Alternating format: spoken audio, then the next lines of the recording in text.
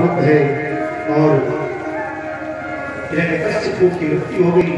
परीक्षित ने प्रश्न किया, क्यों महाराज? उस समय भगवान खंबे में वास करते थे, क्या इस समय भी खंबे में भगवान वास करते हैं? बोले श्री सुखदेव स्वामी ने कहा, परीक्षित भगवान तो सब जगह हैं, बस भाव होना चाहिए। क्योंकि सूर्य अनेक फिरे कनमानत, पैपद सूर्य स्वाद कहाँ, पुनिताय मंजीरा बजाती फिरे, मेरा मतवारी सी चाह कहाँ। भगवान तो आखिरी प्रकट हो गए। आज भी बहुत लोग नृत्य करते हैं, बहुत लोग भक्ति करते हैं, लेकिन मेरा जैसी भक्ति कहाँ किसी की होती है? आजकल भी बहुत लोग आंख से अंधे हैं, लेकिन सूरदास जैसा भक्त इस संसार में कहाँ है? कि पुनिताल मंजीरा बजाती फिरे, मेरा मतवारी सी चाह कहाँ। और सिया राम कथा कितनों ने लिखी, तुलसी जैसी मर्याद कहाँ। अनेक रामायण हुए, आज भी बहुत लोग रामचरितमानस राम कथा बहुत लोग लिखते हैं, लेकिन गोस्वामी जैसा मर्यादा कहाँ, वैसा ग्रंथ कहाँ किसी ने लिखा। और बोले नरसिंह बसे प्रतिखंबन में, पर कारण को प्रहलाद कहाँ। नरसिंह तो आज भी प्रतिखंबे में बसते हैं महाराज, लेकिन उन्हें निकालने के लिए प्रहलाद जैसा भक्त भी तो चाहिए। हमारी भक्ति दृढ़ होती नहीं है। हम थोड़ा सा भगवान का नाम ले लेते हैं, अपने आप को भक्त समझने लगते हैं, भगवान के बहुत अच्छे भक्त हो गए। साहब जो ठाकुर जी की भक्ति करेगा ना, वो कभी ये नहीं बताएगा कि मैं ठाकुर जी की भक्ति कर रहा हूं। जितने वैष्णव लोग हैं साहब, गोविंद को तो एक गुप्त चीज समझते हैं, गुप्त वस्तु। आपके घर में जो अगर आप हीरा रखे हो, सोना चांदी रखे हो, अनेक अनेक रुपए पैसे रखे हो, तो क्या आप बाहर प्रदर्शनी में इकट्ठा करते हो कि देखो भाई हमारे पास कितना पैसा है? नहीं ना। वैसे ठाकुर जी हमारे जो है ना, वो संपत्ति है। ठाकुर इसको ऐसे छिपा करके रखो कि संसार का कोई देख न पाए। हम एक बार कथा सुनने जाते हैं, अरे हमने तो पूरी भागवत कथा सुनी, क्या सुनाएंगे हमें? अरे हम तो रोज सुबह उठ करके रामचरितमानस का पाठ करते हैं। अरे हमने इतनी पढ़ाई कर ली, हमने इतना ज्ञान अर्जित कर लिया, आपने कुछ नहीं किया, सब बर्बाद कर दिया साहब। वर्तमान की कथाएं बताऊं, एक बहुत अच्छे राजा की, लेकिन ये राजा भगवान के नाम से नफरत करते थे। और राजा की जो पत्नी थी, रानी थी, ठाकुर जी की परम भक्त, कुशल भक्त। रानी को यही चिंता थी, वो रात सवाए कि राजा भगवान का नाम लेने लगे।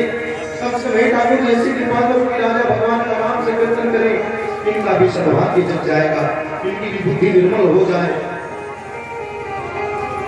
एक दिन की बात है, राजा सोए हुए थे। रानी ने देखा कि राजा के शरीर से दिव्य कांति कर रही है, इनके शरीर से भगवान नाम स्फुरित हो रहा है। जय श्री कृष्ण, जय श्री कृष्ण जैसे अर्जुन के शरीर से निकल रहा था ना, वैसे राजा के शरीर से भगवान नाम ध्वनि सुनाई पड़ रही है। इनका शरीर रोमांचित हो चुका है, पूरे शरीर से दिव्य कांति निकल रही है।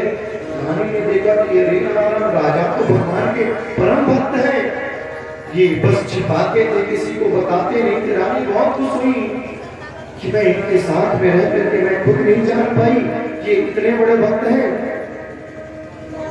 साहब अगले दिन सुबह रानी राजभवन को सजवाने लगी, अनेक फूल को मंगाया और उन्होंने कहा कि आज इसको पूरे राजभवन को फूल से सजा दो। राजा सुबह उठे, राजा ने पूछा कि रानी ये राजमहल क्यों सजवाया जा रहा है, क्या बात है? रानी ने हाथ जोड़ कर कहा कि मैं तो ये समझती थी कि आप नास्तिक हैं, आप भगवान का नाम नहीं लेते, लेकिन मैंने रात आपको देखा, आप तो हमसे भी बड़े ठाकुर जी के भक्त हैं। राजा मुझे से लगा सांप सो गया और राजा चुपचाप खड़े रह गए। राजा ने कहा तुमने देख लिया क्या? बोले हाँ हमने देख लिया। राजा हाथ जोड़े, गोविंद इतने दिनों से आपको छुपा करके रखा था, लेकिन मैं कैसा चोर भी आपको छिपा नहीं पाया। हमने अपने जीवन से आपको खो दिया। तुरंत वो राजा बैठ के अपने श्वास को रोक लिया, एक क्षण में प्राण परित्याग कर दिया महाराज। वर्तमान की कथा है ये। हमारे जीवन से जब गोविंद नहीं निकल गए तो जीवन का क्या मतलब? अपने भक्ति को छिपा करके रखो। एक माला जपते हैं तो हम कहते हैं कि हम नियम करते हैं, माला जपते हैं। जो व्यक्ति गोविंद को जानता है वो कभी ये नहीं कहेगा कि मैं ठाकुर को जानता हूँ, और जो नहीं जानता है वो बात बात पे कहेगा कि मैं सब कुछ जान चुका हूँ। परीक्षित आज भी नरसिंह खंभे से प्रकट हो सकते हैं, लेकिन उन्हें निकालने के लिए प्रहलाद जैसा भक्त चाहिए। आज नरसिंहदेव इतने क्रोधित हैं, इतने क्रोधित हैं कि जितने देवता लोग थे सब आकर के खड़े हुए, लेकिन किसी की हिम्मत नहीं हुई कि नरसिंह भगवान के क्रोध को कोई शांत करा पाए। लक्ष्मी जी से जाकर के कहा, लक्ष्मी महारानी आप पत्नी हैं, आप ही अभी के क्रोध को शांत कर सकती हैं। लक्ष्मी महारानी खूब दिव्य श्रृंगार की और श्रृंगार करके आज नरसिंह भगवान के सामने गई कि साक्षात श्री प्रसीता देवी दृष्ट्वा तमद्भुतम् अदृष्ट्वा श्रुतपूर्वता साम्योपेयाय संविता। इनको लगा कि जो हमारे शेष सैया पे वास करते हैं, सोते हैं, कमलधारी चक्रधारी भगवान विष्णु वही तो मेरे पति वही होंगे। लेकिन लक्ष्मी जी गई और जाकर के जब नरसिंह के ऐसे शरीर विक्रांत शरीर को देखा, सोचे कि जाकर के अब मैं इनको मनाऊंगी। जैसे लक्ष्मी जी पास में गई, नरसिंह भगवान ने हुंकार करके देखा है, लक्ष्मी जी 3 बार गिरी महाराज और गिरते हुए वहां से भगी, हरे राम राम, ऐसे व्यक्ति के पास मुझे नहीं जाना है। देवता लोग भी परेशान थे, क्या होगा, भगवान का बिल्कुल शांत नहीं हो रहा है। प्रहलाद जी से लोगों ने निवेदन किया, प्रहलाद तुम जाओ ना, शायद तुम्हारे जाने से भगवान मान जाए। श्री प्रहलाद जी महाराज आज नरसिंह देव के गोद में जाकर के बैठ गए कि प्रहलादम प्रेषयामास ब्रह्मावस्थित मल्लिके आप समत्वायुपेहि सुपित्रे कुपितं प्रभु। प्रहलाद जी जाकर के आज नरसिंह भगवान के गोद में बैठ गए और गोद में बैठ करके गले नरसिंह भगवान ने गले से लगा लिया और प्रहलाद जी महाराज नरसिंह भगवान के दाढ़ी को पकड़ के खींचने लगे। महाराज आज इतना दिव्य आनंद हुआ। नरसिंह भगवान ने कहा, प्रहलाद मेरी पत्नी आई थी मुझे मनाने के लिए, वो गिरते पड़ते अपनी जान को बचाते हुए बनी। देवताओं का हिम्मत नहीं हो रहा है कि मेरे पास आए, और तुम मेरे गोद में आकर के कभी मेरे दाढ़ी को खींचते रहे हो, कभी मेरे मूंछ को खींचते रहे हो, कभी मुझे गले लगा ले रहे हो, तुम्हें डर नहीं लग रहा है क्या? प्रहलाद जी महाराज ने बहुत सुंदर बात कही है प्रभु कि विप्रा विष्णुगुण युतार विनम्रनाभः पादारविंद विमुखा स्वपंच वरिष्ठम वन्दे तदर्पी तमनोवचने हितार्थः प्राणां पुनाति सकुलं न तु भूरि भामः। प्रभु ब्राह्मण के अंदर 12 गुण होते हैं, ब्राह्मण के अंदर 12 गुण होने चाहिए। सम दम तप स्वाध्याय अध्ययन त्याग संतोष प्रतीक्षा और पश्रय विविधा और आत्मज्ञान अनुसूया, ये सब ब्राह्मण के अंदर होने चाहिए। लेकिन ये 12 गुण भर जाने के बाद भी यदि ब्राह्मण आपके चरणों का अनुगामी नहीं बना, ये 12 गुण होने के बाद भी यदि अगर ब्राह्मण आपके चरण का भक्त नहीं बना, आपका भक्त नहीं है, तो ये ब्राह्मण होना उसके लिए बेकार है।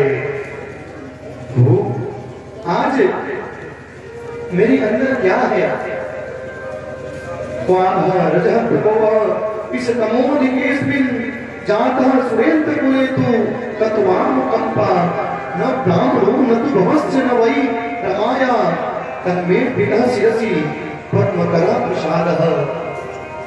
मैं तो एक राक्षस कुल में जन्म लिया। क्या आपने कभी, प्रहलाद ने बहुत सुंदर प्रश्न किया है, प्रभु आप एक बात बताइए, आप लक्ष्मी माता को कभी गोद में बिठाए हैं? बोले भगवान ने कहा मुझे याद नहीं है। अच्छा, आपने किसी देवता को कभी अपने गोद में बिठा करके उसके टुड्डी में उंगली किया है क्या? बोले नहीं, किसी को नहीं किया।